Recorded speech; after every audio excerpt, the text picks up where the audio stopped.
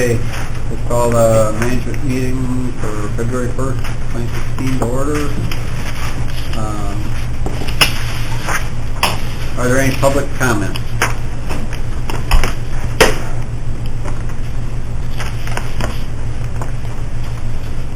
Seeing none. Do we have any county farm management issues? I mentioned they're over there right now, fixing that pond. Okay. So they showed us where I've been talking with them, and AT&T's taking care of it, they contracted an outfit out of Billy, that's experienced with it. And Jeremy's on his way up there right now to kind of check with them and oversee it a little bit. So that's something long overdue to get done, but they're there fixing that this morning. Some outfit called STPERRERO, like Fort Ferrero, or they're digging.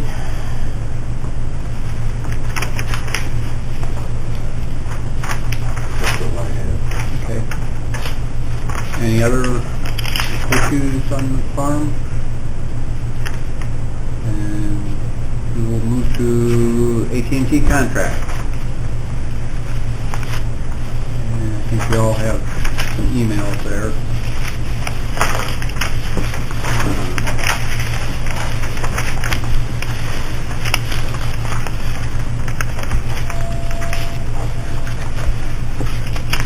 Okay, it expires in May, and so we need to start working on it 60 days out, so... She actually told me on the phone that it expires July 1st, not, this would say June 1st, but it's July 1st, so she doesn't want to talk to me till April.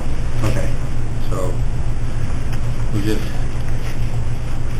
keep in touch on that. And is there anything we need to know or do or change? Not now.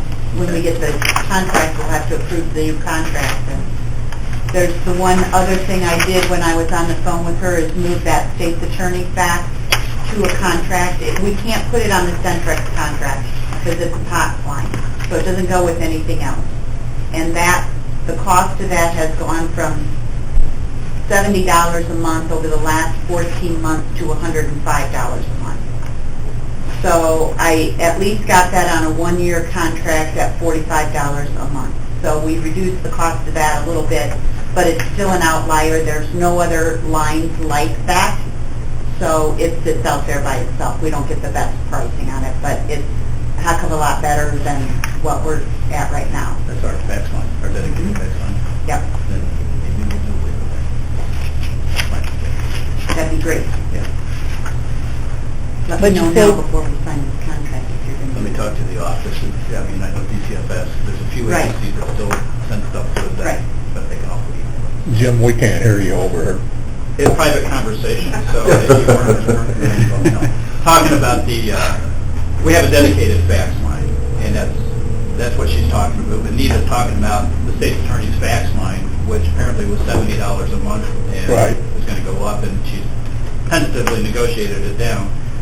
So I'm talking to Anita saying, basically, do we really need to have this fax line when email is so much more prevalent now? So I do get faxes from the Department of Children and Family Services. They don't really know how to email yet. I don't know that they have that capability, to be honest with you. So then it'll have to be snail mail if I get things from them. And sometimes I do need to have it right away if we do a shelter care hearing, which is an emergency type of hearing, and they fax us things to get that ball rolling. So let me think about it before she pulls the rope on a new agreement. We do what we did over here to try and cut down on those lines, and same issue, assessment, county clerk, treasurer, all had the same issue. The state just faxes. They still don't know how to scan and email. So what we did over here to try and cut down on these lines is we took county clerk's off, out, and they share with assessment. The finance one is out, we share with treasurer. So we took out 2 lines. Those were Centrex lines, which are about $37 a month, but it still saved us $75 a month there. taking out 2. But you're right, the issue is the state Does the circuit clerk have their own fax line still? 'Cause Yes. Maybe I can go in with... the and circuit clerk. probation. And I mean, probation. every office over there has them, Okay. yeah. We're If you really could lucky. try and, Yeah, oh, no, we'll share with somebody. Share. I'm not gonna, we don't need to have our own, I don't think, so I'll let you know for sure. okay. There's not, like, confidential information you get over that, Jim? Yeah, it is, but, you know, with the circuit clerk, they're under oath to remain confident on our stuff anyway, and they're gonna be the recipient of what we get, so, when we file things, we file with them that paperwork anyway, so, let me think about it before I pull the rope.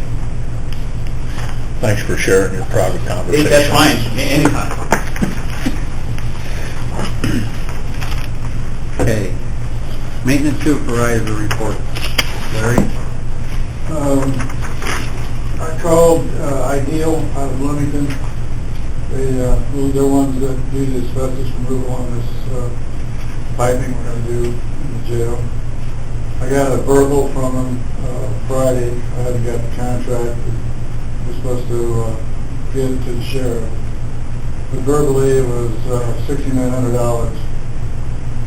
Last year it was 45 and with 48 fittings. This year it's 69 with 75 fittings. That needs, the asbestos needs removed. That gives us $8,100 for the piping in the upper cells. And I haven't got any of that done. I'm waiting for the asbestos removal, so we got a clear picture of the piping. So I guess I'm telling you guys that tentatively I got a price on asbestos for $6,900. The sheriff knows about it. So once they fax or email, they'll probably sign it and send it back. Part of it taken care of. Okay. As far as snow removal, we've been pretty fortunate this year. The last snow we got was 3 inches or better. And it takes all we got to get it done. So me and Clyde, we've been using the trustee, but if we get any heavy snow on a regular basis, we're going to have to go to Plan B hopefully next year to get this removed, because what we got now is getting us through, but we've had a really mild winter. So we need to rethink this next year, how we get some more help. In which area is the deficit, are we falling short this way? Shoveling, scooping? Clyde usually gets on the tractor, I'm in the truck. It don't take 2 people to drive a tractor or 2 people to drive a truck. But in the past, when I've done it before, we've had 3 people and a trustee, and then when Hall did it, they had 3, possibly 4 people doing it. But we need people to, while we're driving or, So you're only able to get 1 because we don't have a trustee, or we didn't have at the last meeting? Do we have a trustee? we got a trustee, but the snow hasn't been that. Right. What about the public service hours? There's, we have juveniles, we don't have any adults. They're kind of failing to give community hours to adults. And I really don't want to get into the juvenile part of because you got to have breaks and supervision, and I kind of want to stay away from that, the community hours for the juveniles. I think we just opened a can of worms with that. Okay, that's all? Okay. Clyde? Boiler number 1, we've been having some issues with that pretty much since after it was installed with the gas pressure switch. And then we had a deal with the outdoor sensor. CNC came with the factory rep and they looked at it. The outdoor sensor, it's not even connected to an outdoor sensor. It goes through the control panel. So he's thinking that's a bad board, so they're going to get us a bad board, put in there, And they're also going to replace the gas valve, see where that goes with the pressure switch. So as soon as that stuff comes in, like I say, the rep is ordering that for CNC, we're going to get that changed. It'll still run with those errors, it's just that the error shows up.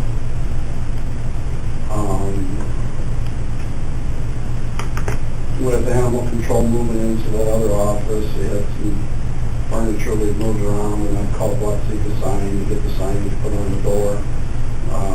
She was going to come in last week and take a look at it, see what we need. I don't know what she did. She usually pops in unannounced, unseen, does her thing, so I'm waiting for that. There's a heat pump in FSA, the compressor was not shutting off. I called Weber's, they came and looked at it. The relay for the compressor to shut it off is hanging up. Susie tapped on that relay, the compressor shut down. It causes a pretty loud noise when it does that. They were complaining about that. And I went and listened, understandably they were complaining. So he's ordered a new circuit board for that, and we'll get that circuit board replaced on that heat pump. That should take care of that one. With the roof warranty, several months ago, shortly after we had it in, I had called them about getting the paperwork. And he had it set up with the factory rep to come and inspect it, give it a final inspection so that we could get the blessing on that, get signed off. They did that, and then afterwards, there was some shuffling around with the company as far as personnel, and paperwork got lost, or we got lost in the paperwork, or whatever. Kevin Schlegel notified me of that, said he was going to try and get things done, so the company's got their act together again now, I guess, and they were here. The company rep was here last week and went up with them and inspected it. There are two small spots that he would like them to address before they write off on the warranty, so he's probably going to be here this week to take care of those. And then he'll have to get the rep in to approve it, and then it should get signed off on that. I guess that's it. What was involved with those two spots? He thought that there was possibly, in between the two coatings, that there was some moisture got in there that causes the second coat to basically blister away from the first coat. So they basically got to cut that out and then redo those two coats and patch it back in. Somehow that coating that they put on reacts with moisture and causes it to heat up and blister.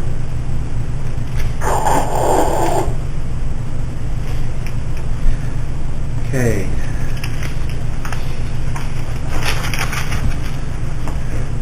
When should we do this?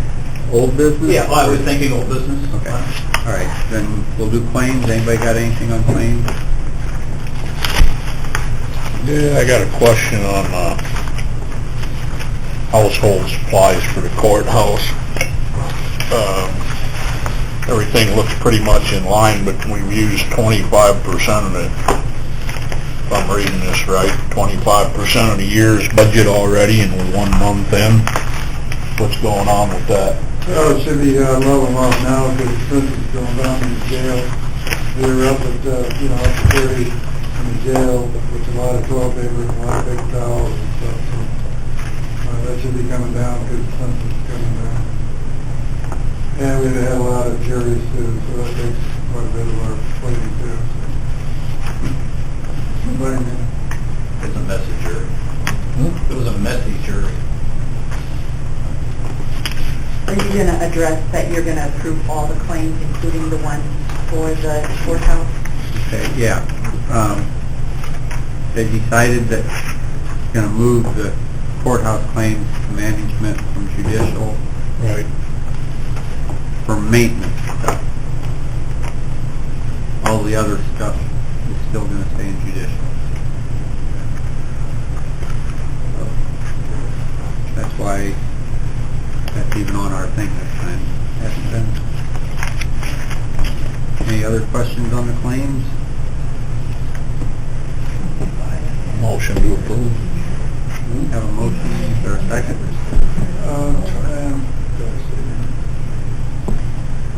Crowe? Yes. Sure. Yes. Hall? Yes. Halfbargen? Yes. Joyce? Yeah. Barron? Yes. Okay, old business, we have an intergovernmental agreement and access to the parking lot. This was, I came in, I was in my office this weekend and discovered this in an email that I had from Sherry Johnson. And so this was an attachment. This was not prepared by me. This was not prepared at my request. This is an unsolicited agreement to us for the management and the county board to review. And I have my comments. I've read this thoroughly. And basically they're saying that their purchase of the soccer field is contingent upon them entering into an agreement so that they can use our parking lot. I feel this is not necessary. How many years have they had the soccer field here? How many years have they been using our parking lot with no problems that I'm aware of? About 8 years. And now all of a sudden they want to have an agreement that's binding on us where we've got to pay for the maintenance of the tree line, which we do anyway. We can take care of it. But now they want an agreement where it's our legal responsibility to take care of it. Although they're going to park there and they're going to, go through our property to access their property. I'm not for this. I didn't ask for this. I didn't have any input on this. And I'm giving this to you for your review so that I've done my due diligence in disclosing this down. I don't have a copy, sir. Thank you. Sure. What's your recommendation, Jim? Do you think you should Nothing. make a counter? No, I don't think we need to do anything. I don't think we need to enter into an agreement. I mean, they're making the contingency that, gee, we can't buy this property next door to us unless we have an intergovernmental agreement. Well, that's not our problem. I mean, they have an easement that they can access, that we've pretty well decided that they can use through Martin and access their property through that easement. Now all of a sudden they're essentially telling us, well, we can't buy that property unless we have an agreement to use your parking lot. Nothing is going to change if we do nothing, I presume. I mean, I think we're giving up a little control of our own property if we enter into this agreement. And I don't think it's necessary. I'd still like to see us be named as a third party on their insurance regardless of what we do, which I don't think we had in the past. I don't have a problem with them using the parking lot or anything if we leave matters just the way they were, because essentially no matter what we give them, they're still going to park here and walk the trees. I agree. And it's not So nothing's going to change, but I would like to see them named as long as they're going to use the parking lot, and that's fine. I doubt that we'll get that if we don't enter into an agreement. Yeah. But I'll make that request of them. Well, I just think it's the We have prudent to ask thing. everybody that comes into the parking lot to have the Yeah. same thing. Yeah. I mean, I don't think you can do that. And, part of this agreement, again, we would be agreeing that it's our responsibility to make sure that the sticks are picked up, and that the trash is picked up, and that the property is maintained. What do we get out of this? You look at it, it's really not a two-sided agreement, it's a one-sided agreement. Whether it's contingent upon them buying that property or not, it's not my problem, not the county's problem. So they can still buy that property, they'll have access to it. Is the seller of the property making that a term? I've had no conversation with anybody regarding this agreement, other than I came in over the weekend and saw this in an email and printed it off and made a point of being here this morning. So that's the input I've had. Should we take action on that today? I don't think you have to. You can review the agreement at your leisure, and if you want to talk about it next month, that's fine. Yeah. If you want to do nothing, that's fine. I can ask Kim that while waiting here. Yeah. And I was glad to hear you say that because I couldn't see anything here that made any sense. Well, and I don't even like the time limit. Normally contracts have a beginning and an end, and this end is 18 months after they don't use that soccer field, for soccer purposes or for park district purposes. So it has kind of an ambiguous ending to it, which is not good contract law. Does it limit it to soccer? Do anything else to be worried about? I don't know.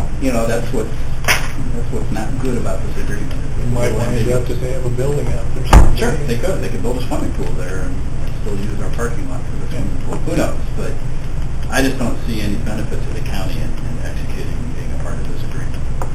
Yeah. Nothing's going to change as far as their use of the parking lot. And it would kind of take a little bit of control away from us if we want to restrict the use of that parking lot. You know, we could, but with this we really can't because we're contractually bound. Well, the only thing that was said to me was that they decided that it was okay that if they were okay with having an easement straight in rather than through a parking lot or anything like that. But they were supposed to get with you about that, and that's the only thing they said that they needed. Yeah, they never did.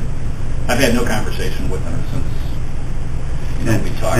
Yeah, that's why it's not on the agenda because It's not on the agenda, we can't really do it. They had the whole thing drawn out up there. You erased it the other day. Because it was- Not to. Thought it was a dead issue for Yep, them. it was- yeah. I know.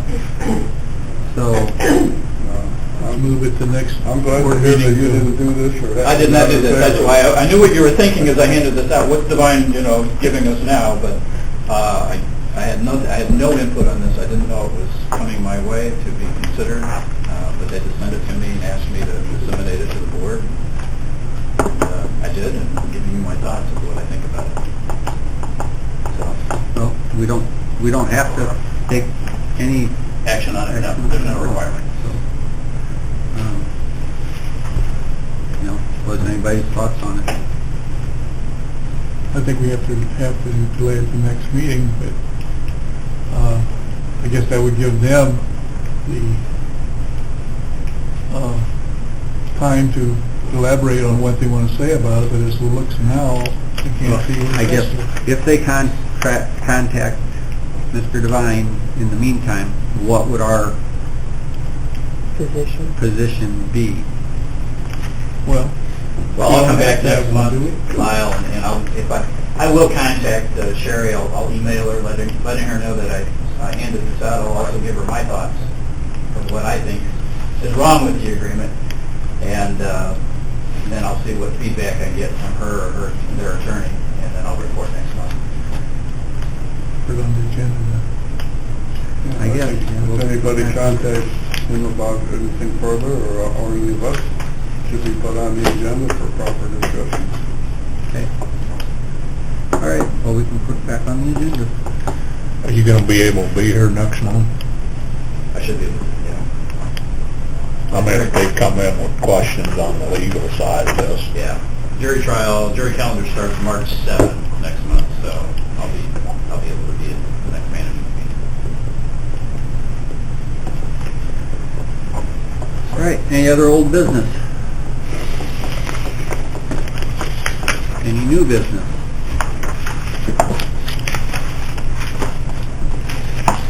Do I have a motion? John, all in favor? All right. Meeting adjourned.